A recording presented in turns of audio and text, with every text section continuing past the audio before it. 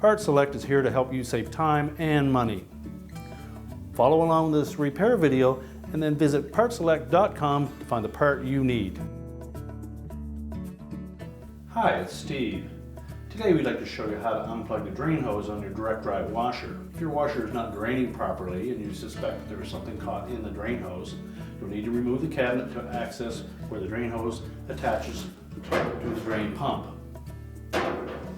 Simply undo the clamp and pull the hose off of the outlet port of the pump, which is a small port. And once you pull it off, you'll note inside that there is a small check valve, and any items that may be caught in that hose would typically be right in this area.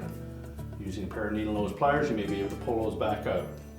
If it's gone beyond that, you may find it very difficult to pull any items out of that hose. And at that point, it's almost easier just to replace the complete drain hose assembly. Did that video help with your repair? Let us know in the comments below and click the link on the screen for more related videos.